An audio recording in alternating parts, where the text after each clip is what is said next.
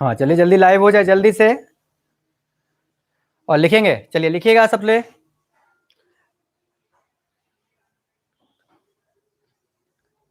Raoult के क्वथनांक, Raoult के क्वथनांक, राउल्ट के क्वथनांक, राउल्ट के क्वथनांक के उन्नयन का नियम, राउल्ट के क्वथनांक के उन्नयन का नियम, राउल्ट के क्वथनांक के उन्नयन का नियम, राउल्ट के क्वथनांक के उन्नयन का नियम, राउल्ट के क्वथनांक के उन्नयन का नियम। चलिए राउल्ट के क्वथनांक के उन्नयन का नियम,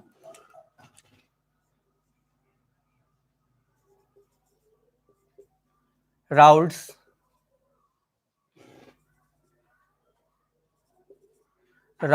लॉ ऑफ एलिवेशन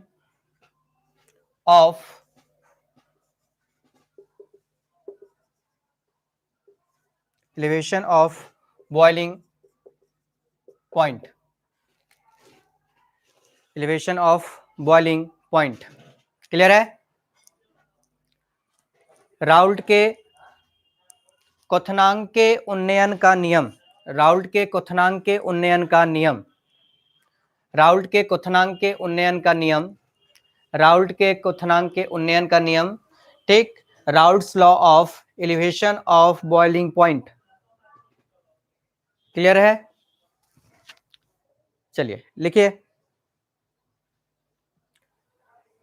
राउल्ट नामक वैज्ञानिक ने, राउल्ट नामक वैज्ञानिक ने डैश करके लिखेंगे, राउल्ट नामक वैज्ञानिक ने क्वथनांक के नियम पर आधारित, क्वथनांक के नियम पर आधारित, राउल्ट नामक वैज्ञानिक ने क्वथनांक के नियम पर आधारित निम्न दो नियम दिया, निम्न दो नियम दिया, निम्न दो नियम दिया, जिसे राउल्ट के क्वथनांक, जिसे राउल्ट के क्वथनांक के उन्नयन का नियम कहते हैं, जिसे राउल्ट के क्वथनांक के उन्नयन का नियम कहते हैं, जिसे राउल्ट के क्वथनांक के उन्नयन का नियम कहते हैं, राउल्ट के क्वथनांक के उन्नयन का नियम कहते हैं। ठीक, तो लिखेंगे प्रथम नियम, प्रथम नियम लिखकर डैश करेंगे, प्रथम नियम लिखकर डैश करेंगे। सभी लोग केमिस्ट्री का जो नोट्स बुक है आप लोग उसी पर ही, ठीक, जहां तक पढ़ाई हुआ था उसके आगे हम लोग पढ़ रहे हैं। ठीक है,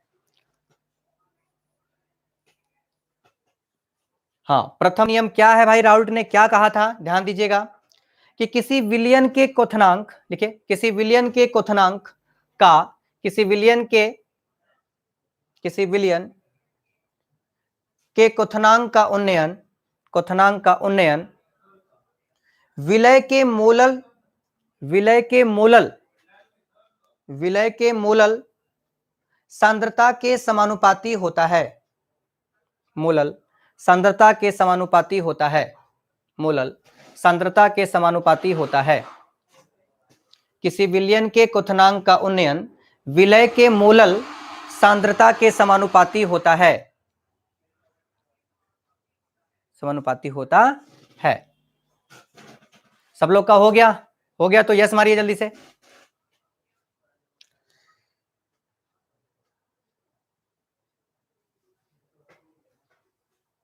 समानुपाती होता है।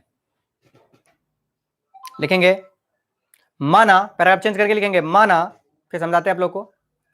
माना विलयन के क्वथनांक का उन्नयन, माना विलयन के क्वथनांक का उन्नयन, माना विलयन के क्वथनांक का उन्नयन delta TB, delta TB, delta TB, delta TB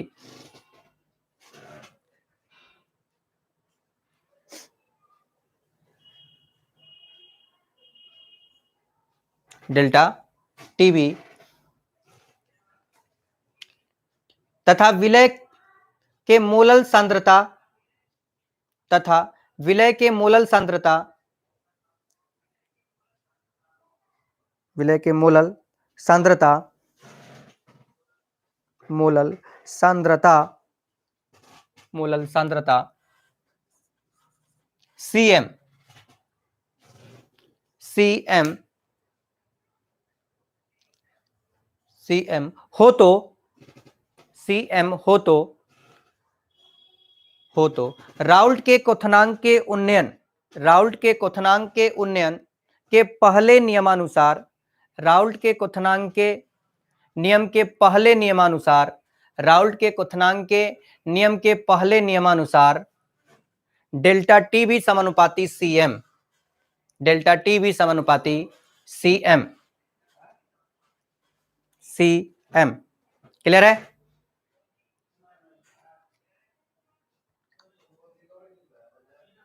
delta T भी समानुपाती Cm, ठीक है। तो देखिए राउल्ट ने क्या कहा, राउल्ट ने क्वथनांक के उन्नयन से संबंधित दो नियम दिए थे, ठीक है। तो पहला नियम क्या बोला उन्होंने कि किसी भी विलयन के क्वथनांक का उन्नयन, किसी भी विलयन के क्वथनांक का उन्नयन उसके विलय के मोलल सांद्रता के समानुपाती होता है, मोलल सांद्रता के समानुपाती होता है, ठीक है। पहला नियम था, ठीक, समानुपाती होता है। चलिए देखिए बाबू, तो जैसे ही देखिए बाबू डेल्टा टी बी कर लिया आपने, उसके नीचे लिखेंगे डेल्टा टी बी बराबर, यहां लिख देंगे हम लोग क्या, एक स्थिरांक आएगा के बी, ठीक है, into delta T B into C M, C M लिखेंगे, जहां के बी बराबर, जहां के बी बराबर एक स्थिरांक है, एक स्थिरांक है, एक स्थिरांक है, एक स्थिरांक है जिसे क्वथनांक स्थिरांक, जिसे क्वथनांक स्थिरांक, जिसे क्वथनांक स्थिरांक या अणु स्थिरांक या मोलल उन्नयन स्थिरांक, या मोलल उन्नयन स्थिरांक कहते हैं,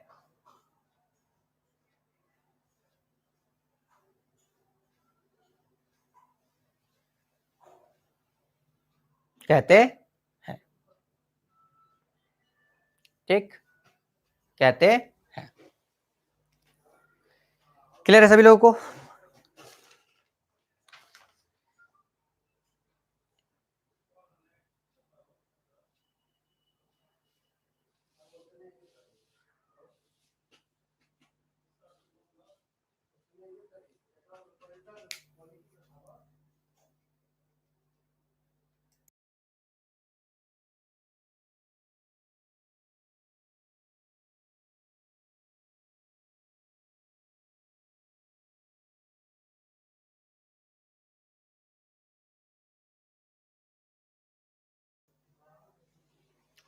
ठीक, तो नीचे नोट लिखेंगे, पहले नोट आपको हम मोलल सांद्रता के बारे में थोड़ा सा बता दें, क्या चीज है ये, नोट लिखेंगे, नोट, NOTE नोट, नोट लिखिए, मोलल सांद्रता और मोलर, मोलल सांद्रता, मोलल सांद्रता, मोलल सांद्रता और मोलर सांद्रता में अंतर, मोलर सांद्रता में अंतर। मैंने आपको मोललता और मोलरता पढ़ाया था, ठीक है ना, आपको समझ में आ रहा होगा, हाँ वहीं से लिखना है आप लोगों को नोट करके, मोलल सांद्रता और मोलर सांद्रता में अंतर। तो लिखेंगे मोलल सांद्रता लिखकर डैश करेंगे, मोलल सांद्रता लिखकर डैश करेंगे, मोलल सांद्रता लिखकर डैश करेंगे और लिखेंगे जब सांद्रता को मोललता, जब सांद्रता को मोल जब सांद्रता को मोललता में व्यक्त किया जाता है, मोललता में व्यक्त किया जाता है तो उसे मोलल सांद्रता कहा जाता है, उसे मोलल सांद्रता कहा जाता है, उसे मोलल सांद्रता कहा जाता है, ठीक। और मोलर सांद्रता लिखिए, मोलर, मोलर सांद्रता लिखेंगे, जब सांद्रता को, जब सांद्रता को मोलरता में व्यक्त, मोलरता में व्यक्त किया जाए, मोलरता में व्यक्त किया जाए, मोलरता में व्यक्त किया जाए, तब उसे मोलर सांद्रता कहते हैं। मोलर सांद्रता कहते हैं, मोलर सांद्रता कहते हैं। ठीक है, तो जब सांद्रता को हम लोग मोललता में प्रदर्शित करेंगे, देखो मोललता, ठीक है, मोललता में व्यक्त करेंगे तो उसको कहते हैं हम लोग मोलल सांद्रता। मोलल क्या बोलेंगे उसको? मोलल सांद्रता, मोलल सांद्रता। और जब हम सांद्रता को जब किसमें व्यक्त करेंगे, ठीक है, मोलर सांद्रता कहेंगे। और जब हम सांद्रता को मोलरता में व्यक्त करेंगे तो उसे हम लोग कहेंगे क्या? मोलर सांद्रता कहेंगे। क्या कहेंगे? मोलर सांद्रता कहेंगे। क्लियर है कि नहीं? मोलर सांद्रता कहेंगे। ठीक है, चलिए, मोलर सांद्रता कहेंगे, एकदम क्लियर। तो प्रथम नियम क्लियर है, किसी भी विलयन के क्वथनांक का उन्नयन उसके विलय के मोलल सांद्रता के समानुपाती होता है। यदि किसी विलयन का क्वथनांक का उन्नयन डेल्टा टी भी हो तो वह समानुपाती होगा मोलल सांद्रता के, अर्थात मोललता, उसकी अगर सांद्रता हम मोललता में अगर व्यक्त कर रहे हैं, ठीक है, तो उसे ही हम मोलल सांद्रता कहते हैं, जो जिसे हम लोग CM से दर्शाते हैं। किससे दर्शाएंगे? CM से दर्शाते हैं। क्लियर है? चलिए लिखेंगे द्वितीय नियम, दूसरा नियम, हाँ, द्वितीय नियम, दूसरा नियम लिखेंगे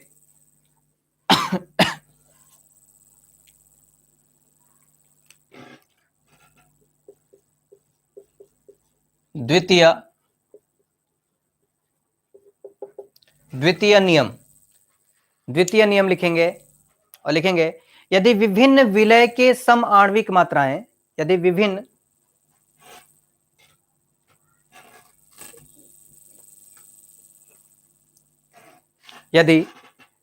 विलय की समआण्विक मात्राएं, यार, यदि विभिन्न विलय की समआण्विक मात्राएं एक ही विलायक की समान मात्राओं में अलग अलग घोली जाए,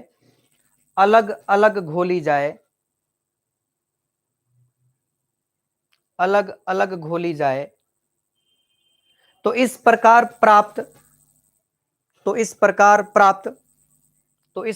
प्राप्त सभी विलयन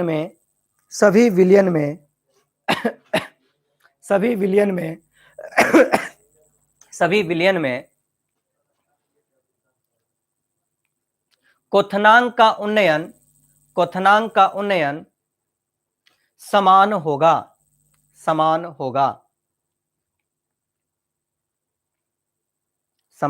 होगा। ठीक, तो ध्यान दीजिएगा क्या बोला गया, दूसरा नियम क्या कह रहा है, एकदम चीज को समझते चलिएगा। भिन्न भिन्न विलय को, ठीक है, एक समान विलायक में और समान मात्राओं में कर क्या किया जाए, उस विलय के समआण्विक मात्राएं जब हम एक ही विलायक के समान मात्राओं में जब घोलेंगे, ठीक है, तो इस प्रकार प्राप्त विलयन के क्वथनांक का उन्नयन भी क्या होगा? समान होगा। क्या होगा? समान होगा। अर्थात देख लीजिए, मान लीजिए क्या है, एक समान, ठीक है, ये सभी के सभी क्या है, इसमें विलायक हैं ये, और ये सभी एक जैसे हैं, ये सभी के सभी क्या हैं? एक जैसे हैं। ठीक है, अगर इसको हम लोग मान लेते हैं क्या कि यह क्या है भाई, तो 1000, मान लीजिए क्या है, ये देखो, सबसे पहले तो ये जल है, H2O मान लीजिए सबको कि H2O है, ठीक है, H2O है। और इसको मान लेते हैं हम लोग क्या कि यह 1000 ग्राम है। ठीक है, 1000 ग्राम है, समान मात्रा भी रहनी चाहिए। ठीक है, और अलग अलग विलय, मान लिया मैंने इसमें चीनी घोला, ठीक है, इसमें मैंने सुक्रोज घोल दिया, मान लीजिए सुक्रोज घोल दिया, और इसे मैंने मान लिया यूरिया घोल दिया, मान लीजिए कि यूरिया घोल दिया। तो यही ना बोला गया है आपसे, क्या बोला गया दूसरा नियम, कि यदि विभिन्न विलय के समआण्विक मात्राएं, यदि विभिन्न विलय के समआण्विक मात्राएं, ठीक, एक ही विलायक की समान मात्राओं में घोला जाए, समान मात्राओं में घोला जाए, तो इस प्रकार प्राप्त विलयन के क्वथनांक का उन्नयन क्या होगा, समान आएगा। अर्थात जो डेल्टा टीबी आएगा, डेल्टा टीबी वो क्या आएगा, तो 0.4 डिग्री सेल्सियस, 0.4 डिग्री सेल्सियस, यहां पर भी इसका भी आएगा,